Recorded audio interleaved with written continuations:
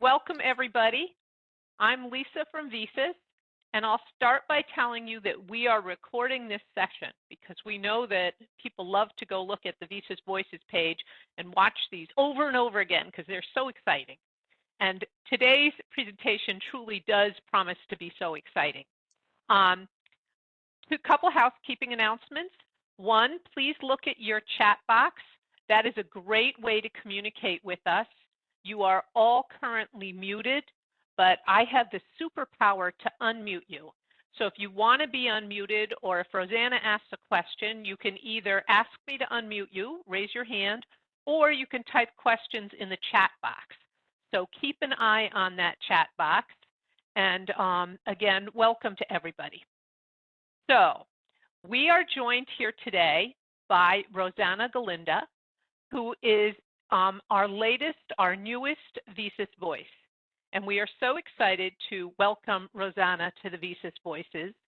She comes to us with a vast background in volunteer management, but also a vast background in communication, and particularly communicating up the food chain of your organization.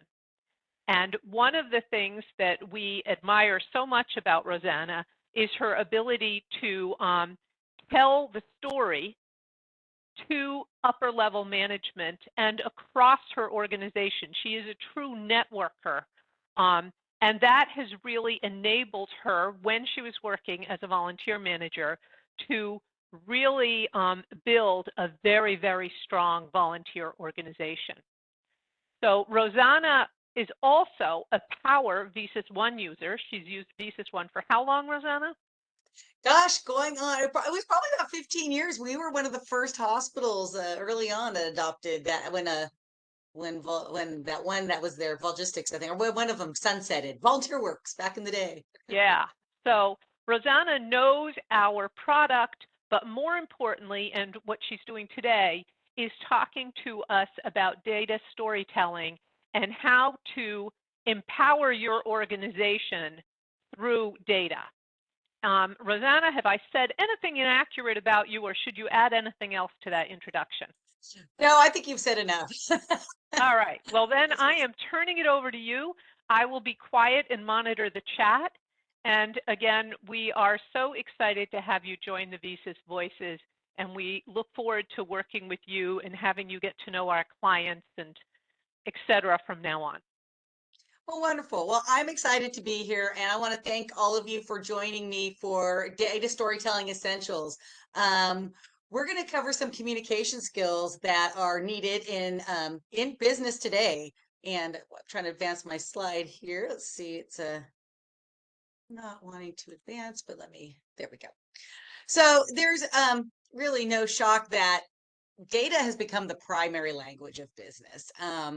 Even up as soon as 15 years ago, as recently as that, we, really started collecting data in earnest. And data analysts were really, relegated to a handful of specialists throughout organizations. But we've really come to a point where data-driven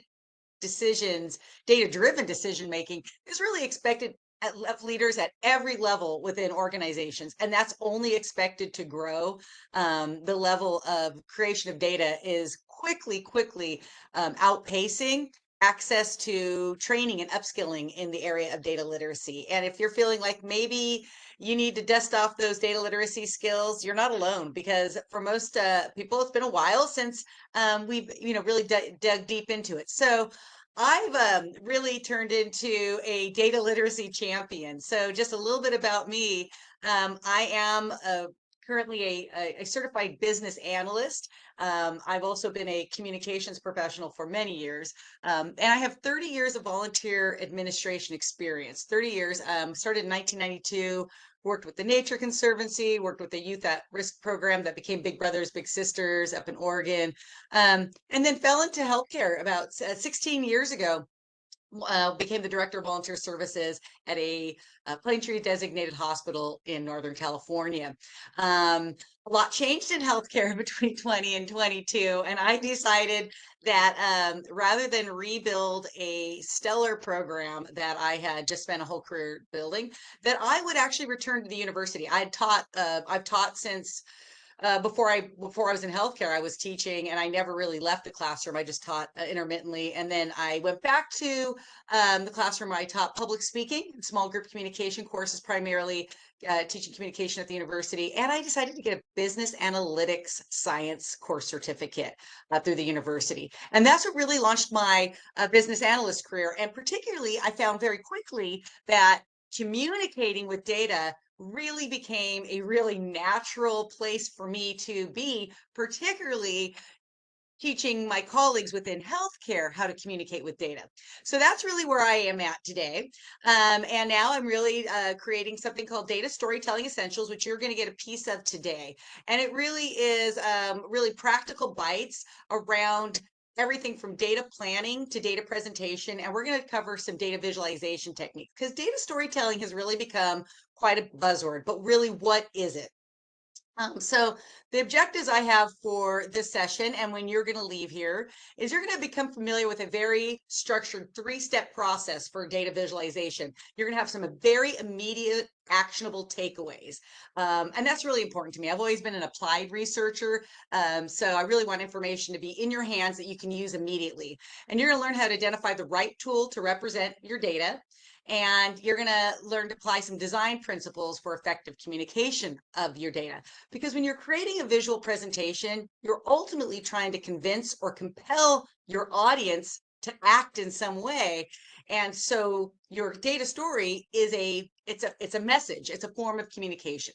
So I do want to warn you that by the end of this presentation, you will never look at visual aids or visualizations ever again the same way. When you go into meetings, you're going to evaluate these visuals based on this information, and that's a good thing, because evaluation is a skill that means that you have understood it and now you can apply it to other things. So you're going to learn that you will never quite look at visual aids the same way.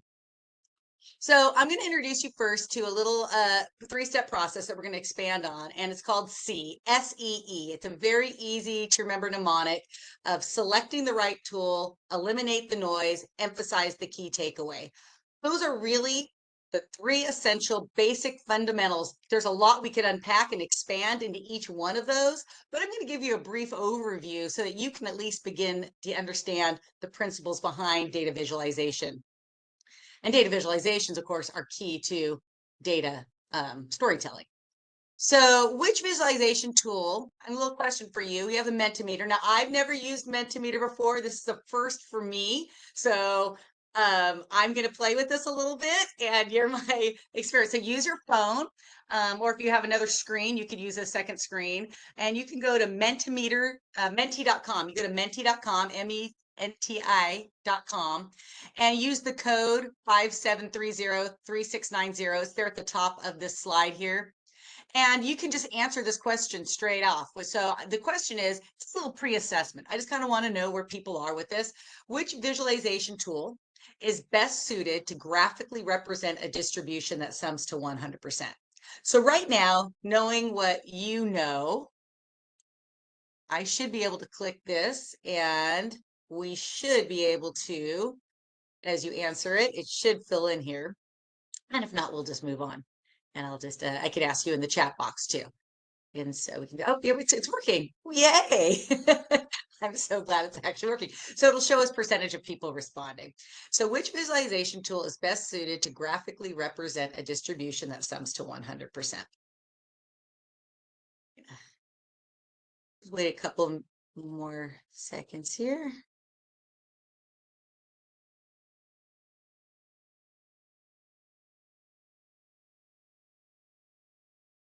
Couple people still responding. While people are responding, Rosanna, I will just add that I think this topic is so important, especially now for volunteer managers and their departments, because we're seeing more and more that everyone's being asked to justify every single thing. And if you can tell your story with data, you know, you've got so much more power behind you. The lovely stories that we usually tell mean a lot, but if you can back up those success stories with data, you've doubled your power. Absolutely. And in fact, we're moving into an age where we're expected to back up because data is so prevalent, because we have so much of it. We're expected to back up all decisions with data. That isn't just gut feeling or observation, but really to have, because it makes for strategic use of resources. We only have so much time and money. And so really having data driven decisions is becoming, and increasingly will be, the expectation as data becomes more and more prevalent within our organizations. But that's a discussion for another another webinar. Looking at the visualization tools, yeah, so we have some answers here. 25% bar chart, 63% answering said pie chart, and 13% said scatter plot.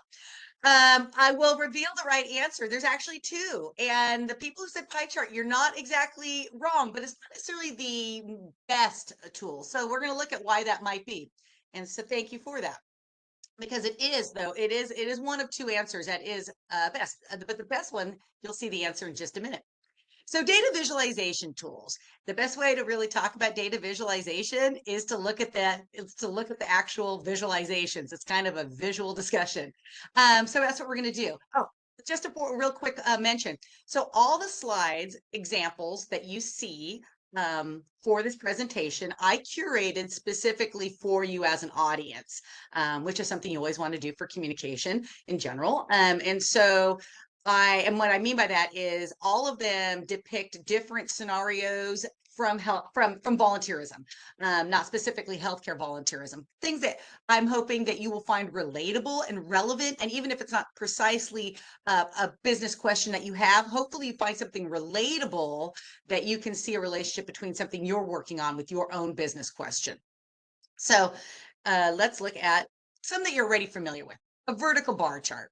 So a vertical bar chart, probably the most common, the most familiar that audiences are familiar with, and it's best to use to show a comparison between two or more categories. It really is. It's great for showing categories. And this was actually a slide from a great program on field trips taken to the hospital for young patients prior to being patients. Exposure to hospitals through field trips, and this is actually one from a hospital volunteer program. Moving on to the next slide, which is not advancing for me here. Stacked horizontal bar charts. A stacked horizontal bar chart is best used for showing totals across different categories where totals sum to 100%. It actually makes it then a better alternative to pie charts, because we're going to look at a pie chart in a minute and just show actually so some of the troubles or challenges that pie charts have for your audience. So there's a lot of visual work. They take a lot of cognitive work for your audience to go back and forth. And again, we'll look at that visually in a second, but a stacked horizontal bar chart can actually do the same thing and show 100% distribution without as much work from your audience. And you really want your audience to be able to get the takeaway as immediately as possible. That's really the key here for creating visualizations, is creating something that your audience can understand the message without having to dig for it. And so that's one of the key principles. So line graphs, another visualization tool. The line graphs are great to use for graphing trends over time, and they can be used for single or multiple series. And we're going to come back to this slide here in a scenario, and a more developed example, the later part of this presentation. Area graphs. Area graphs might not be as familiar to you, but they're actually really great to use when needing to visualize numbers of vastly differing magnitudes.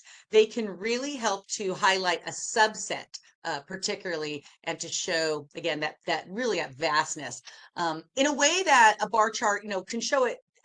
It'll show it, but this kind of shows it in terms of the whole. And that's why it helps to highlight the subset. Scatterplots. Scatterplots are awesome for showing the relationship between two variables that are occurring at the same time, because they allow you to encode simultaneously occurring variables. You can actually visually see the relationship that exists.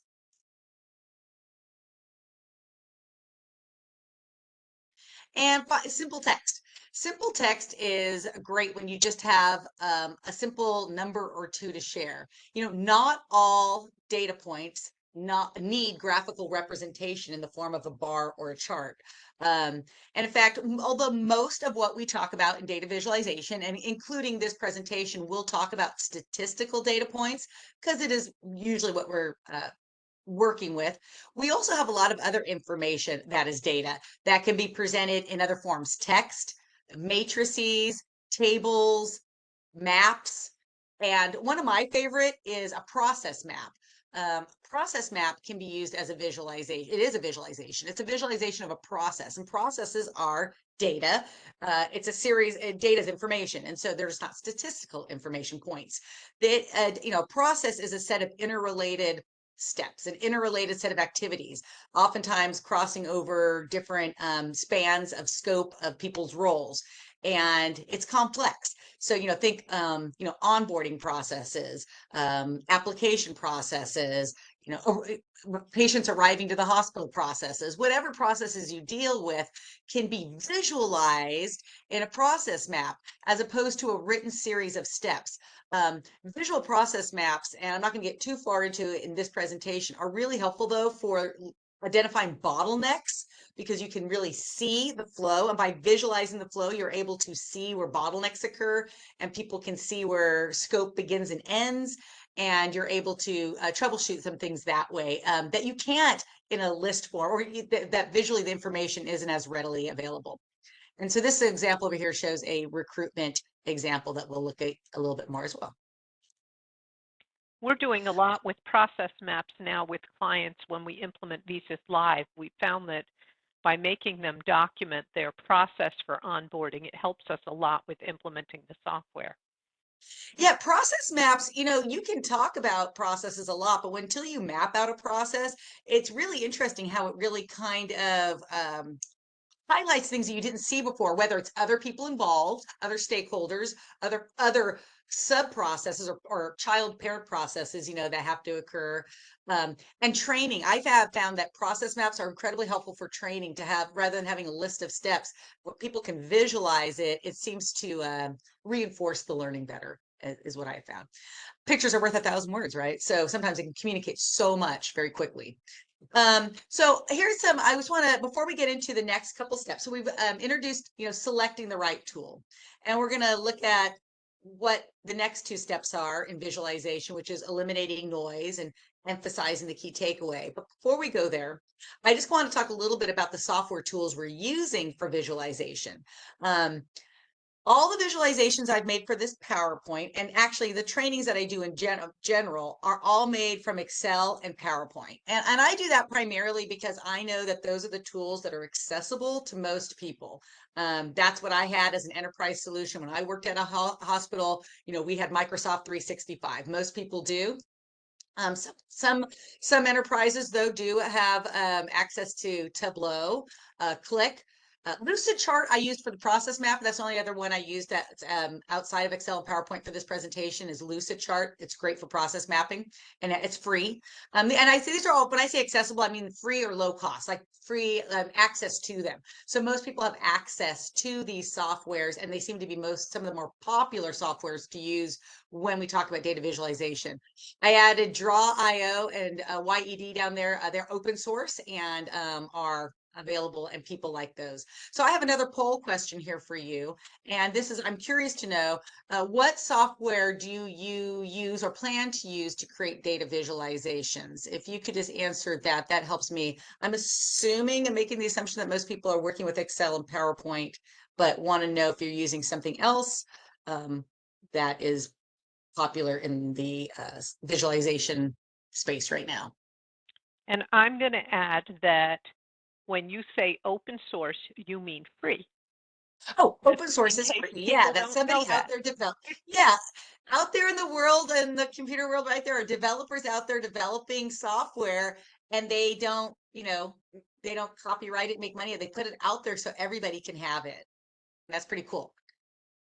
So people have done that in the visualization space to counter, some of the expensive softwares that are out there. Tableau is not particularly cheap, but a lot of enterprises have it. And I always remind people to ask for, you may not, your enterprise, your organization may have an enterprise subscription to Tableau, and maybe only people in the IT suite or analysts are using it, and they've never thought to make it available to others in the organization. Visio is another one that can sometimes be used. Its project management can be used for visualizations though. It's most people using Excel and PowerPoint, and we have an outside other. And so curious to know what the other is. If you just want to write that in a box, I'm actually kind of curious to know what other visualization tools people are using. But Excel and PowerPoint do tend to be the most popular. And so that's what everything of Miro. Yes, this is Miro. And I'm not familiar with it myself, but I know that it's used out there. And it's definitely probably a little bit more robust than Excel. Excel and PowerPoint together can do a lot. You have to do what's called brute force Excel a little bit and kind of force it, but it does work. Some of the Power BI. Power BI is awesome, Debbie, and it can do so much. And so you're really using some high level business intelligence tools there, and they can do visualizations. But Excel works. Excel works. It can be a little bit more time consuming, but once you get down the knack of it, it works really well. But any tool, no matter what tool you have, use it to the best of your ability and learn it to the best of your ability. If you're working with Excel and PowerPoint and you want Power BI or Tableau and you don't have it, then you don't have it. Just work with what you have. And that's my suggestion. But don't wait until you have a more powerful tool, a visualization tool out there, because you can do great things with Excel. And I really encourage people to learn Excel for everything it's worth, because it's gotten so much better in the last 10 years, particularly of what it can do in terms of analytics. Even it's kind of they're making up for time. Data visualization design. So we've talked about selecting the right tool. Now we're really going to talk about design elements. So I often say, data storytelling really is this larger picture of which data visualization is a piece. If data is the language, data visualizations are the words and phrases that make up the data story as a story. And so the visualizations are an integral part of the story, but aren't necessarily stories in and of themselves. So they're the design part. Storytelling sits right at that, right at the intersection of data, because you got to have the data, design, visualization, that's this piece, and the narrative, the actual storytelling piece, which we won't get into as deeply today. But the narrative piece is really what wraps that up as a storytelling endeavor. So before we do this, before we get into this, I want you to watch this. And some of you have seen this before. And I think you can hear and see. Can you, Mung, you can hear my audio too? Because sometimes okay. So take a moment to watch then this video.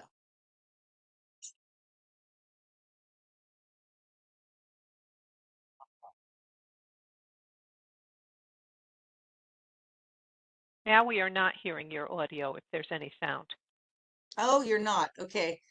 That is kind of important. Well, you can do it without it, but it's probably not going to have as, let's see, let me see if I can find that setting. I know there's a setting that says about system audio. So let me see if I can find it real quick. And if not, then I will.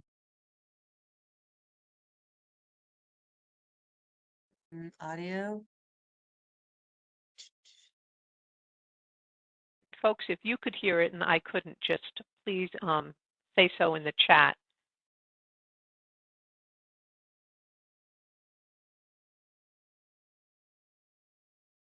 It says I'm using my computer for audio. Okay, well, we'll try it. That's unfortunate, but try to take my mic. I have a workaround.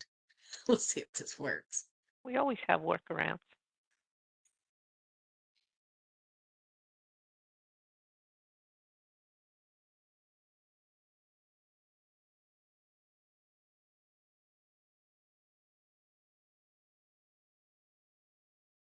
Oops. Well, sorry about that. You couldn't hear it. I tried to get my mic. I thought maybe if I mic'd it because it's in my environment that you'd be able to hear it. It's weird that you can't. So I don't know why you wouldn't be able to, because I can hear it playing out of my computer. This is a short video from a traffic awareness awareness test, and it's how many passes does the team in white make? And the answer is 13. But what the real thing is with that video is that there's a dancing bear behind it. Um, so let me, they said they could start to hear it when I did it again. So we're going to watch it again anyway, because there's actually a bear. Let's see if you can see this. And if you didn't see it the first time.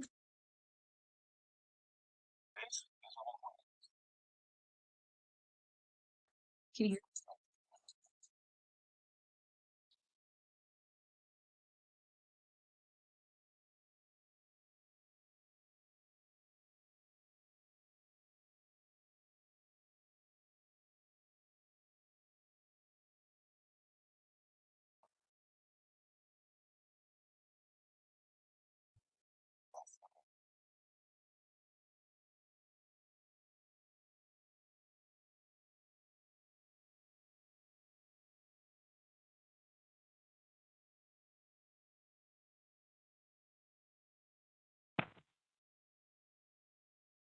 Same video. Now, you might have seen it this time because you kind of had a precursor. You were primed for it that because of the technical difficulty.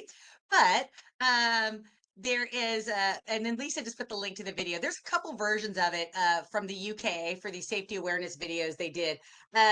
But really the point is noise prevents you from seeing it until you're drunk. Most people don't notice it because they're so focused on looking for the white ball they completely miss the other signal going through the noise, right? And so when you are looking for it, then you see it. And so design is very much like that.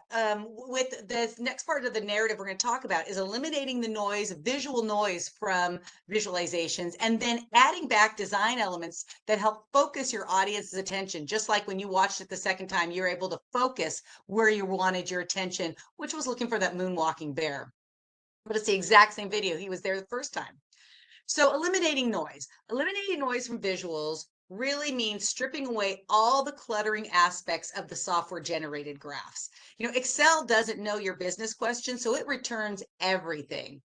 And it was converting and so that the next thing you want to do then to strip away all the cluttering aspects is a strategy I use that I think is very helpful is to convert all chart elements to gray. Everything. And so that you work kind of with a blank palette, a grade palette rather, and then you remove access titles, chart titles, data labels, legends, grid lines, everything that Excel thinks you want, and it returns everything to you because again, it doesn't know your business question. So what you end up with is something that might look like this. So this is annual gross sales by department. This is a retail fundraising endeavor for a nonprofit. Right, exit through the gift shop. It works for hospitals, museums, and zoos. Except most people just generally don't want the souvenir from the hospital, but we still have them, and they all drive fundraising. They all drive our mission, and they're all cause related. So it's one I feel like kind of a lot of people in the volunteer world are familiar with. So worked with the retail idea. So you have here just a general 4 categories of sales pulled. Excel doesn't know my business question. So it just gives me these categories on the left, pretty colorful chart, and it gives me some information, but I want to highlight some key areas a little bit more. So gray out everything. You can see I've removed all the lines, access, and just left the access, X and Y access, but remove everything else extraneous. Okay, we're going to come back to that. But first, I want to introduce the idea of emphasizing key takeaways. So we're going to come back to those same slides in a second. So to emphasize key takeaways, once you've eliminated the clutter and you've gotten all rid of that noise, that visual noise, then you add back design elements. Now we're only going to talk about 3: color, boldness, and text. There are more, but these are 3 that you can begin using right away. Very easy to understand and explain, and you'll see how quickly you can use them in the slides. So when we talk about color, clearly color we're talking about. Just a note is if you use red, you don't want to use red and green at the same time because of color blindness and because there is a sizable population that is colorblind. It's best to not use those together, although we tend to want to because of the stop and go associations with them. But you can pick different colors. And once you pick different colors that you're using with your audience routinely, you can train your audience, and you'll see what I mean by that. Like I like to use orange as a cautionary instead of red in my slides. Bold, that's thickness or weight of line, as well as boldness of text. Anytime you thicken or make something larger, it's a boldness or weighting of an item. And then text annotation is incredibly helpful and a very simple process that you can do right in PowerPoint. It's the best place to do most the text work is right in PowerPoint. So here's that same slide now. And my business question was about the decline. I really wanted to see, where are we not? What category is really a losing money for us? Which one is not really having sales for us?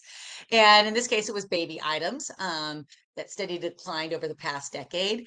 And the sales of all of their gift shop categories increased during the same time. So what you can see we did here is use color specifically to highlight, in this case, a challenge. I use orange to highlight challenges instead of red.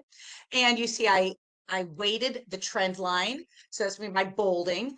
And this was done in Excel. You simply go in, you select the series, or you can select an individual point, and you right click and you can edit these. Again, it's a little bit of brute force. It takes some time, but it even allows you to thicken the weight. You right click on the series and allows you to thicken how big you want the little dots to be. You'll see that I also carried over color to the text annotation. So another rule with color is you want to be consistent. You want to be consistent with your audience. So if you're always presenting to the same audience, stick with your same color schema. You will train them how to read your visuals that way. In one particular story, if you're doing an annual report or you have a whole slide deck, you want to be consistent with your use of color throughout that. Your audience will begin to look for and relate the concepts together. So in this case, the baby items have steadily declined is highlighted. And it's also bolded. Again, that's that thickness. And then you see where we bring the annotation. Now, a word about text annotation as an element is the average reader in our culture is reading top to bottom, left to right. That is where your eye generally flows as a Z pattern on a visual. You're looking to read it. So your text annotation is helpful if it follows similar suit.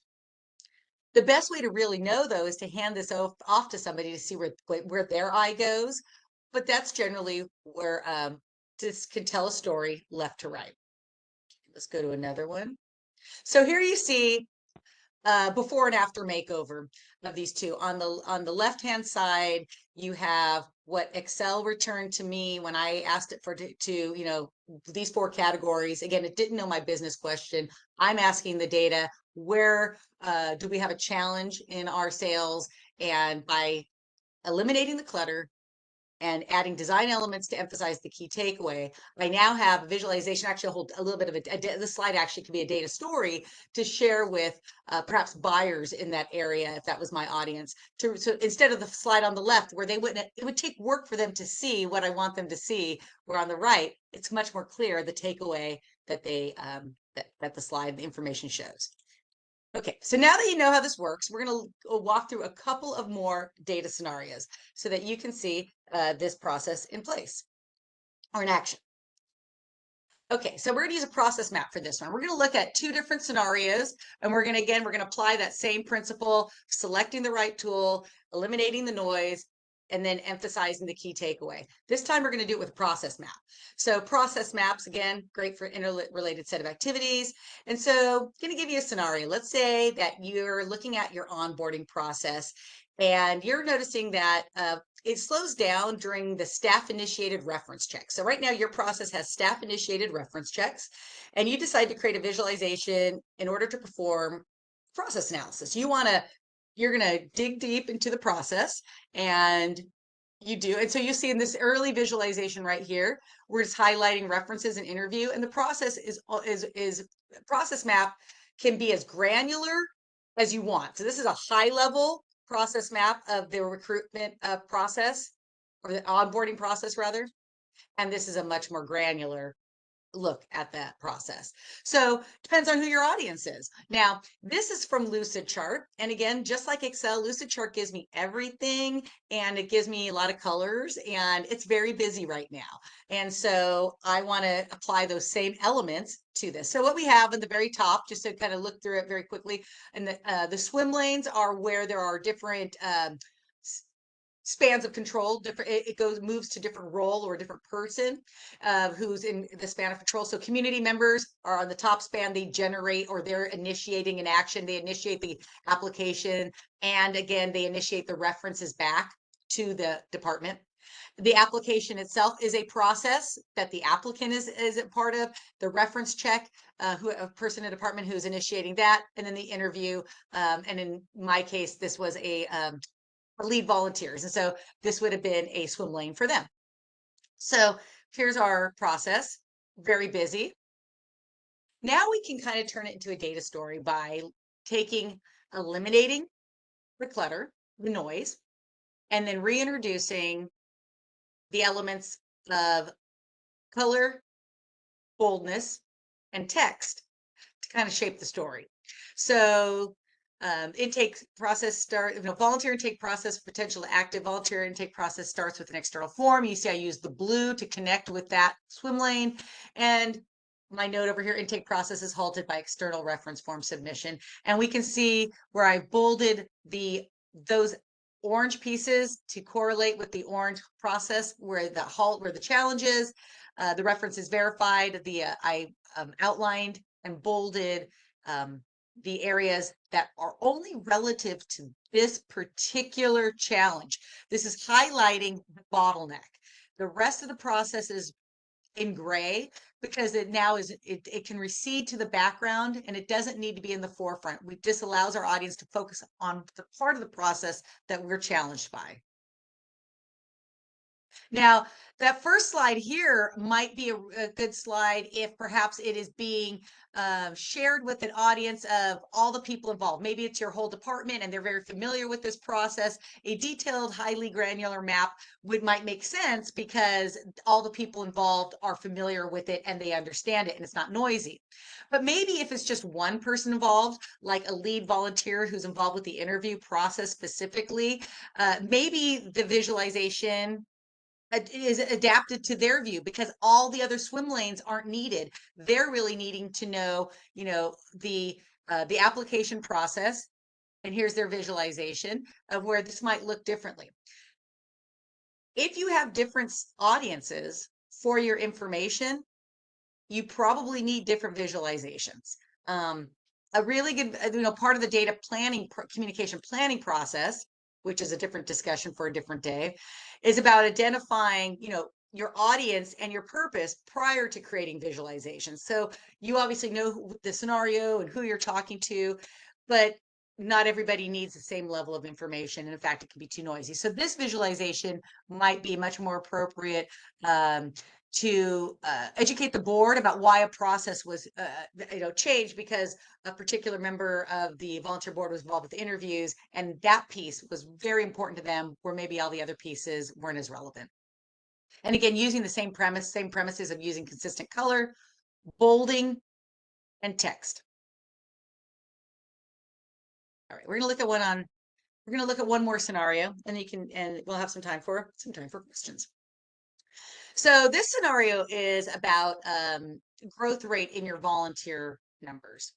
And this is actually based on some real data.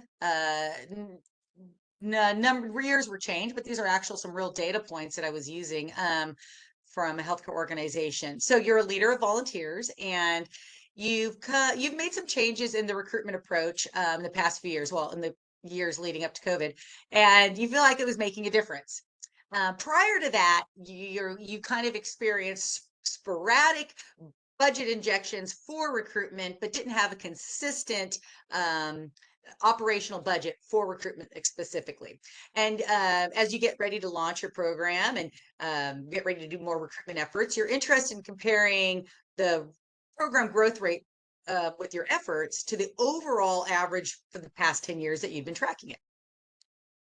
Information that you can easily get out of VSys. They would be able to your VSys data will be able to show you what your numbers were, and you have a growth rate over time. And you're like, how do I communicate to people that we really need to keep us consistently, budgeted like they were prior to COVID, because we were really experiencing some good growth.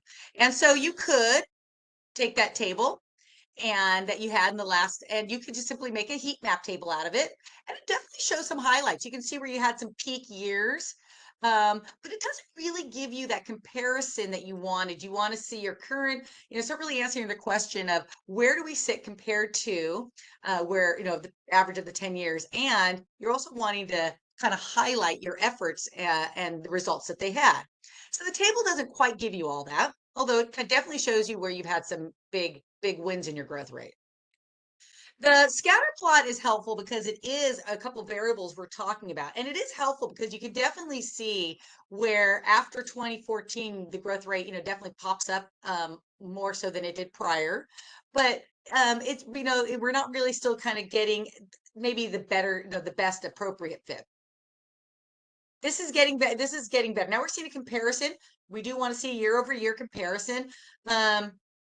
But we're not just looking at comparison of two things over each year, but it does give us, the ups and downs, and we can really see the volatility in this, and we clearly see where the years where we hit above average. And so this definitely communicates that. And then we have the line graph. And the line graph, again, really shows the volatility, maybe even more so, than the bar chart, where you could see the ups and downs, where this really shows the very jagged line kind of really accentuates the extremity of those ups and downs. And those would have been, those big ups were the years where a lot of, money was injected in a singular campaign, but then the next year there was no money. And so you can really see where, like, when there was a big push, there was a lot of growth rate, and then nothing, and then a push, and then nothing. But in recent years, what happened was you could had a not as drastic, but a consistent growth rate. And so you might be able to add some text, some bolding, and some color to make a data story that looks something like this. And in this case, I actually did add some other narrative elements to build a story here. And again, left to right, top to bottom. Now, I ended up going with the line graph as my visualization of choice for this data story, but you might have selected a different one. And that's the thing, there's really no perfect answer. And here's a couple of ways to come up with what you think the best answer is. You start with your business question and go to the visualization tools in terms of what are you looking at? I was looking at trend over time in comparison. So the trend over time, I liked the line graph.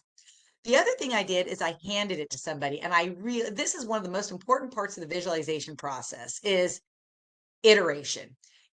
There's iterative, each of these is an iteration. Each one of these is a way to visualize the data.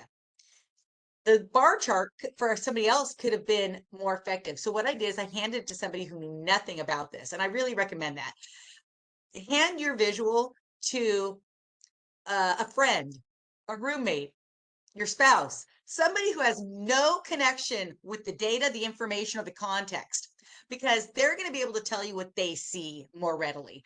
I liked the bar chart initially. I thought that was, because I liked the way that the average line played out. But when I showed it to a good friend, they actually saw more quickly what I was looking for in the line graph. And that made sense because line graph is over time. So sometimes it really does help. I mean, sometimes it always helps. There is a tendency to use the first one out of the gate. Data visualization takes a little time. All good communication does. Any communication message that's effective has been meaningfully and mindfully created, which takes time. And so because it takes a little time, we're oftentimes it's it's tempting to just use the first one out the gate. It can also be we like the way it looks, and we can have that pride of ownership. And we have to remember that the visualization is about the audience, not about us. And so unless it does the job of helping our audience deliver and understand the key takeaways in a very clear manner, then it's not the most appropriate one. So the most appropriate one's always going to be the one that's the best fit for your audience and your business question. So for me, and this would have been for my purposes where I would have wanted to take this visual to a budget meeting that really showed that we had some volatility in the past, and the growth rate is expected to continue to trend upward if we have maintained that consistent current funding. And of course, in a meeting, you would have all the other data point numbers available. The reason they're not on here is because they're not relative, and they actually become noise in what we're looking at in terms of what our objective was. There was one more scenario, but we have some time for. I forgot I had one more. I'm just going to go through this one very quickly. Then, bedside nursing program. You want to compare there's 5 floors where you've been doing patient visits to rooms for a patient experience initiative. You can see for 5 years you've had growth in the program, and these are the number of patients that have been visited. This chart gives it to you year over year. And then Excel also suggested I do it floor by floor. And so, each color in this one is a year, each color in the last one was a floor. Either way, they compared them. And then, but I want it over time. So I created this line graph, which is very busy. But here's the thing you see in the line graph that you don't necessarily see in the bar chart are these 2 trends over on the right. And I just kind of highlight them quickly on this slide for purposes that you really have this one trend. Once you gray out everything and you eliminate the clutter, you really quickly start to see that we have a tremendous growth that happened on one floor. Something happened in 2015 that triggered that.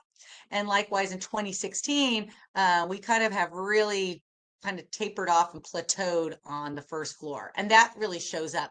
That is not as readily available in the PowerPoint. So those are the 2 trends that I might take to a nursing meeting if I just wanted to discuss maybe some issues or some things that occurred that either really helped generate a growth or to table it, whereas all the other floors are experiencing pretty steady and consistent growth. All right, so we've selected the right tool, eliminated the noise, and emphasized the key takeaway from some visuals, and you have a better idea of how to create a visual.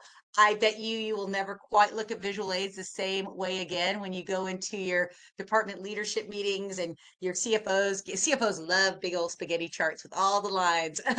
And there's a lot of information, and you're looking at it and you're wondering what I should do. What am I supposed to be looking at? And then now you'll know, and you'll have some better tools of how you might communicate that. So Lisa, that's what I got. I'm ready to take some questions if there are any from this group. Folks, do you have questions? And Rosanna, I want to say that was phenomenal. I learned a lot. And I think what is really interesting is that so much of this data can be pulled out of VSys, but it's just that ugly, sterile data when you pull it out of VSys.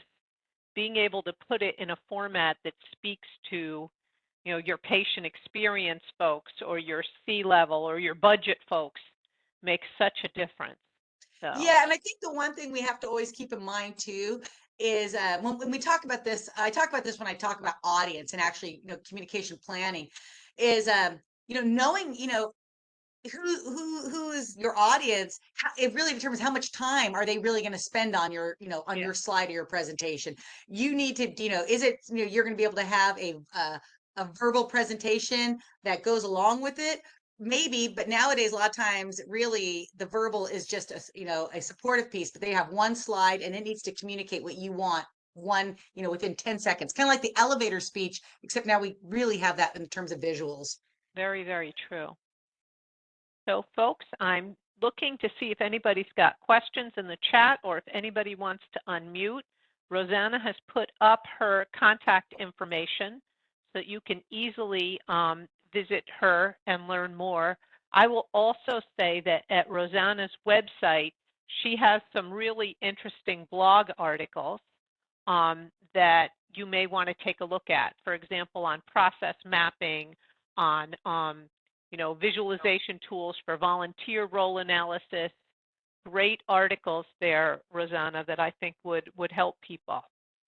Yeah, and what I like to do with my blog articles, by the way, is like I always use examples and illustrations from the volunteer administration, volunteer leader space. I'm a big champion of I think volunteer administrators and volunteer leaders are some of the savviest, most like versatile, like just resourceful people in an organization. We know how to do a lot with little. And so what I like to do with my blog is really elevate the role by, talking about process mapping or talking about something else. And then the examples I use are always applied. How do you apply this in the nonprofit volunteer administration world? Because I just don't think that that's usually the scenarios that people pick. But I Well, and think I that think, right, I there's think that. that when we look at an organization, for example, a hospital, the C-level also often does not think or connect with the power of volunteers. And part of the job of volunteer managers is to get people to see the power of volunteerism and the impact they have. And that's one of the things I like about the whole patient experience movement, is that I think it's giving an opportunity for us to get volunteerism the recognition that it deserves and often doesn't get. But again, I'm on the soapbox preaching again, aren't I? Yeah, and I'm a big fan of us being able to visualize and being able to communicate that impact. I mean, we know it, and we tend to, but to being able to really, articulate that, both internal and external audiences. Again, depends on who your audience is, but yeah, the impact, and that's really what this comes down to: being able to tell our story. But you need to be able to make visualizations to tell the story. You need to be able to understand the data.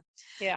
Yeah, connect with me. If you found anything of value at all in this presentation, I encourage you to, connect with me on LinkedIn or subscribe to my website. As Lisa said, I create a variety of blog posts around this, and I'm going to continue to create training and education materials around data storytelling essentials. And I'm really just enjoying being a voice for leaders in volunteer administration.